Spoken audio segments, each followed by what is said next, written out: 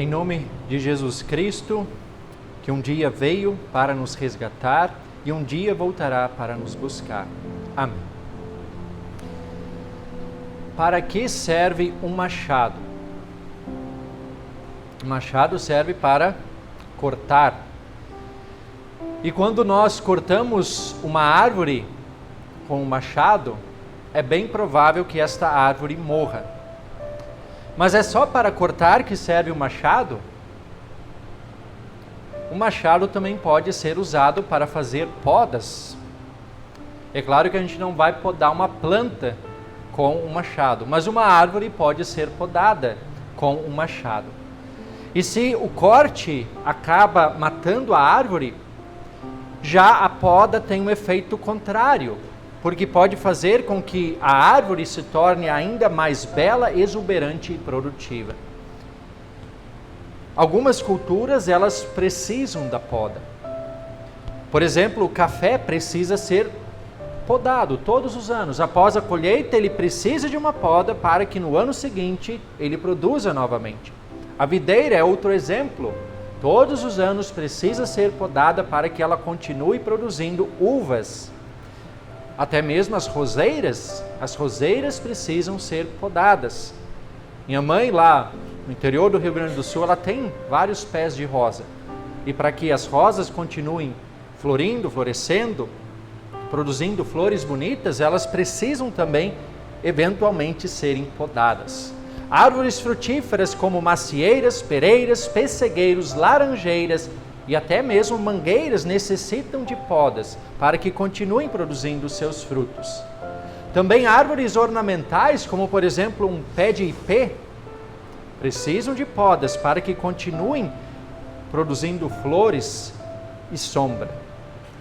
Mas quando uma árvore é podada, por um primeiro momento a planta sofre. Afinal, a poda machuca, algo dela é removida. Por um breve tempo, a planta ou a árvore, ela se retrai, ela parece que dá uma murchada, uma retraída, porque ela sente aquela poda. Mas depois disso, vem os brotos, cheios de vida, cheios de vigor, que logo se transformam em ramos, em galhos, que produzirão folhas verdes, logo virão cheirosas flores e, por fim, os frutos. É um processo doloroso, a gente percebe, mas que depois resulta em algo maravilhoso, em algo incrível e fantástico. João Batista foi precursor do Salvador Jesus. Ele foi enviado por Deus para preparar o caminho do Senhor. Sua mensagem causou desconforto para muitas pessoas. E era necessário que causasse desconforto. No texto de hoje, Evangelho de Lucas, no capítulo 3, versículo 9, temos João falando o seguinte: o machado já está posto à raiz das árvores, portanto, toda árvore que não produzir bom fruto é cortada e lançada ao fogo. São palavras duras, palavras que podem parecer uma ameaça. Toda árvore que não produzir frutos será cortada e lançada ao fogo. Mas a intenção de João não era ameaçar ninguém, pelo contrário. Essas palavras são palavras de exortação. Elas enfatizam o caráter de urgência do chamado ao arrependimento. Antes que venha o julgamento definitivo, quando será tarde demais para se arrepender. O desejo de Deus é salvar todas as pessoas.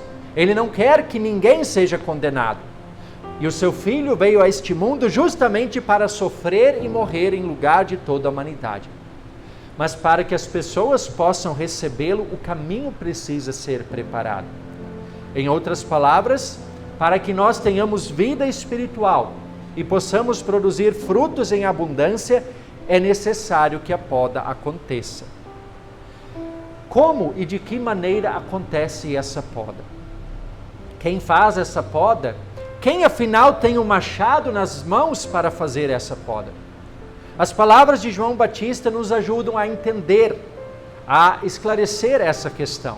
Ele diz em nosso texto: raça de víboras, quem deu a entender que vocês podem fugir da ira vindoura? Produzam frutos dignos de arrependimento. Novamente temos palavras duras que João profere. E se ficássemos apenas com essas palavras, nós poderíamos pensar que João é alguém prepotente, autoritário, orgulhoso, cheio de si, legalista. Mas João Batista não era nada disso. A sua vida, a sua mensagem retratam humildade e dependência de Deus. João nunca engrandeceu a si mesmo.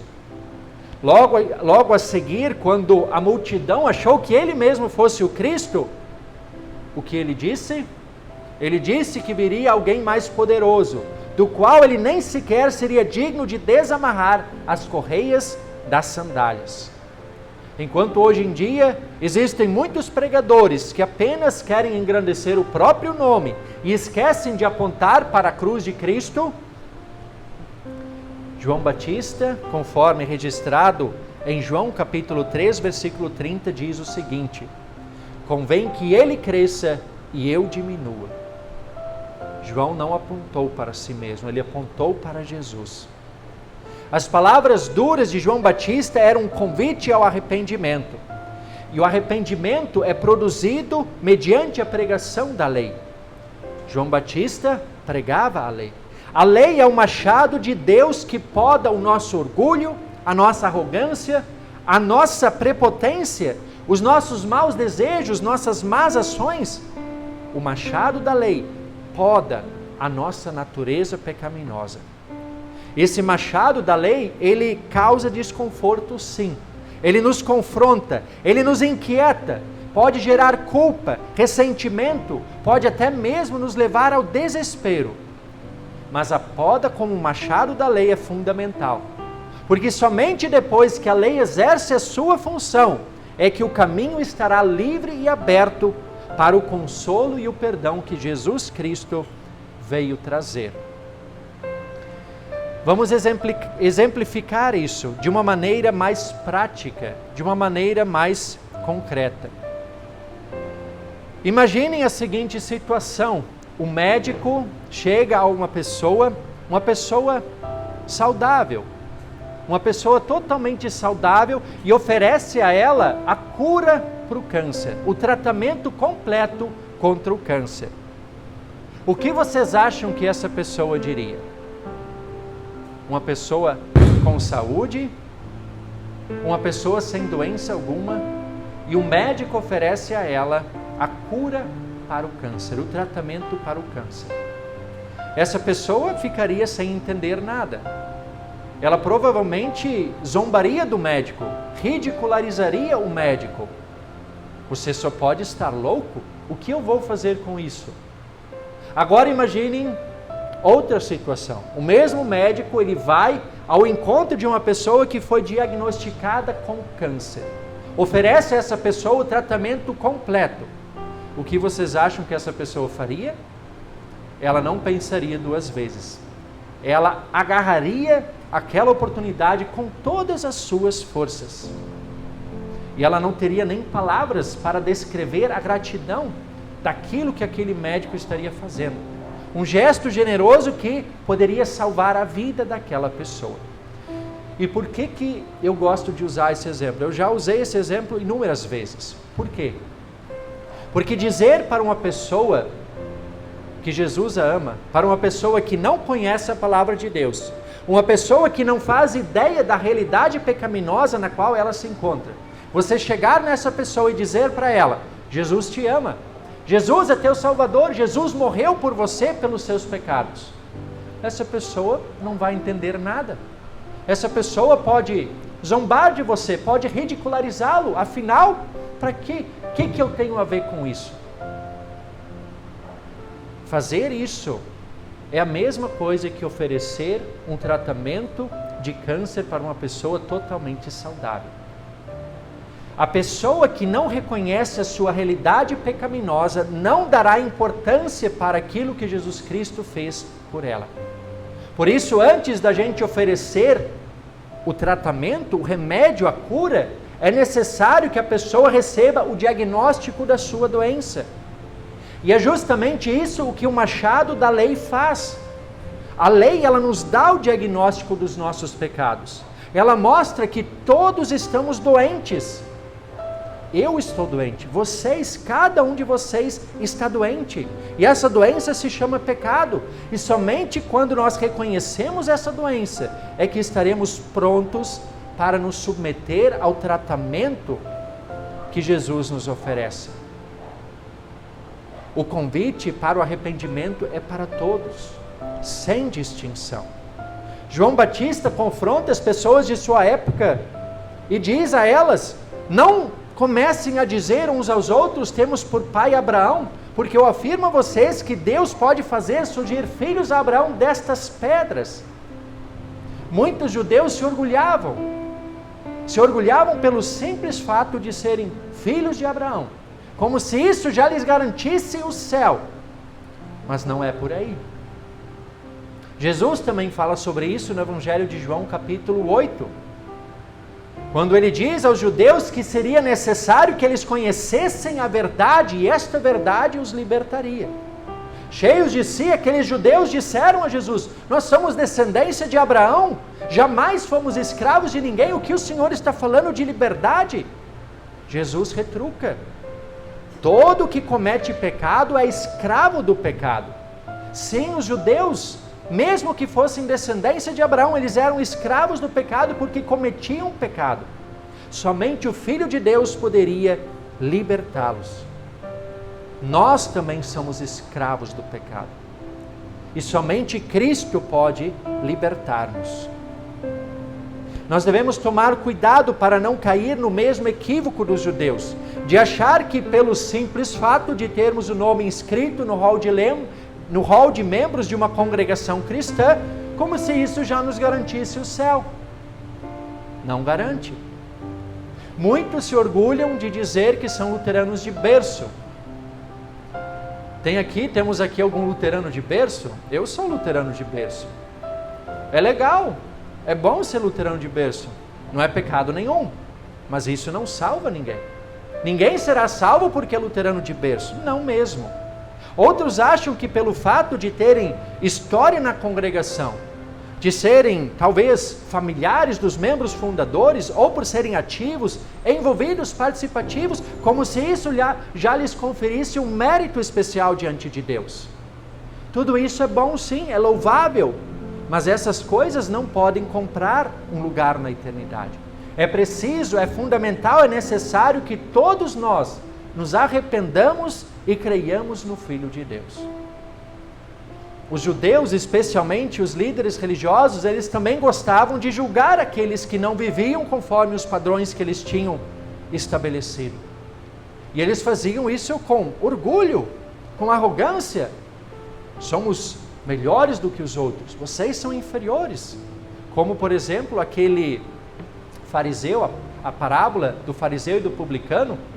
O fariseu que se elogia diante de Deus: graças te dou porque não sou como este pecador. Era assim que muitos agiam. Eles julgavam os outros. Eles faziam o contrário do que, por exemplo, fazia João Batista. João Batista tinha uma mensagem dura, mas era um convite, um chamado ao arrependimento. E ele mesmo reconhecia sua necessidade de perdão, de arrependimento. O juízo pertence a Deus. O machado está nas mãos de Deus, não nas mãos do ser humano. E quando a gente quer assumir a função de juiz, é como se a gente tentasse tirar o machado das mãos de Deus. E isso é impossível. Nós muitas vezes, sim, somos tentados a querer tirar o machado das mãos de Deus. Quando, por exemplo, julgamos e condenamos outras pessoas. Mesmo que uma pessoa tenha dado um mau testemunho, talvez ela tenha vacilado, tenha errado, talvez não esteja levando uma vida condizente. Mas não cabe a nós o julgamento. Não cabe a nós condenar. O juízo pertence a Deus. Antes nós devemos fazer o quê? Confrontar essa pessoa em humildade e em amor, para que ela se arrependa dos seus pecados e receba o perdão. E existe uma grande diferença entre você julgar e condenar e em você confrontar amorosamente. Julgar e condenar é orgulho. Eu sou melhor, você é inferior. Você precisa ser santo como eu sou. Isso está errado, isso é pecaminoso. Confrontar amorosamente é chegar numa pessoa reconhecendo: eu sou igualmente pecador, mas eu preciso e necessito do perdão de Deus, e você está em erro, você também necessita desse perdão de Deus. Isso é confrontar amorosamente. O fato é que somos todos igualmente pecadores, e por isso temos a necessidade de continuamente ouvir o chamado ao arrependimento. Deus usa o machado da sua lei para fazer as podas que são necessárias em nossa vida, seja através da sua palavra de lei que nos acusa e nos repreende, ou até mesmo por meio de situações difíceis que Deus permite que nós enfrentemos. É a lei na prática. O convite para o arrependimento não é para fulano, não é para ciclano. O convite para o arrependimento é em primeiro lugar para mim. É em primeiro lugar para cada um de vocês. É primeiro para nós, depois para os outros. É para todos. Martinho Lutero, no Catecismo Menor, ele nos orienta como deve acontecer esse processo de confissão e arrependimento. Quando ele diz: examina o teu estado à luz dos 10 mandamentos. Se és pai, mãe, filho, filha, patrão, patroa, empregado, se foste desobediente, infiel, negligente, irado, licencioso, contencioso, se fizeste o mal a alguém com palavras ou ações, se roubaste, descuidaste ou cometeste algum dano. Nós fizemos isso ao longo desse ano. Nós estudamos cada um dos 10 mandamentos. Finalizamos recentemente. E aqui, conclusão, nós chegávamos ao final de cada estudo: que nós pecamos, que nós não somos perfeitos. É isso que a lei faz. Ela nos dá o diagnóstico: somos pecadores. Precisamos nos arrepender para então acolher o perdão que Deus nos oferece. É fundamental. João Batista foi o precursor do Messias. Ele preparou o caminho através de um forte clamor ao arrependimento, mas ele também apontou para aquele que é a solução do nosso problema, da nossa doença. Conforme registrado no Evangelho de João, capítulo 1, quando João viu Jesus passar, ele aponta e diz: eis o Cordeiro de Deus que tira o pecado do mundo. João Batista apontou para Jesus, o Cordeiro de Deus que tira o pecado do mundo. O chamado ao arrependimento é fundamental para que Jesus Cristo seja recebido como Senhor e Salvador de nossa vida. O machado da lei pode sim ser doloroso. Ele pode nos trazer bastante desconforto, pode nos fazer sofrer. Mas o que vem a seguir é simplesmente maravilhoso e extraordinário. E o próprio Jesus nos lembra disso no Evangelho de João capítulo 15, quando ele diz: eu sou a videira e o meu pai é o agricultor. Todo ramo que estando em mim não der frutos, ele o corta. E todo que dá fruto, ele limpa para que produza ainda mais fruto. Ou seja, as podas são para que a gente produza ainda mais frutos. Ele segue dizendo: vocês já estão limpos por causa da palavra que eu lhes tenho dado. Palavra de lei que acusa, palavra de evangelho que perdoa, e daí surgem os frutos. E ele continua dizendo: permaneçam em mim e eu permanecerei em vocês. Como o ramo não pode produzir fruto de si mesmo, se não permanecer na videira, assim vocês não podem dar fruto se não permanecerem em mim. Se não permanecermos em Cristo, seremos incapazes de produzir frutos. O machado da lei nos poda, mas é para que a gente produza frutos. Nós precisamos estar enxertados em Cristo. Nós somos os ramos, Ele é o tronco da videira. Estando nele, nós produziremos muitos frutos, frutos dignos de arrependimento. E que frutos são esses? João, ele também nos dá pistas. Quando as pessoas, depois de serem batizadas, elas perguntavam a João: e agora o que devemos fazer? João, ele diz: aquele que tem 2 túnicas, reparta com quem não tem. Aquele que tem comida, reparta também com aqueles que não têm. Sejam honestos, não procurem tirar vantagem sobre ninguém, não abusem da autoridade, contentem-se com o que vocês ganham. São algumas orientações, mas elas já nos dão uma pista, que os frutos, eles são produzidos aqui.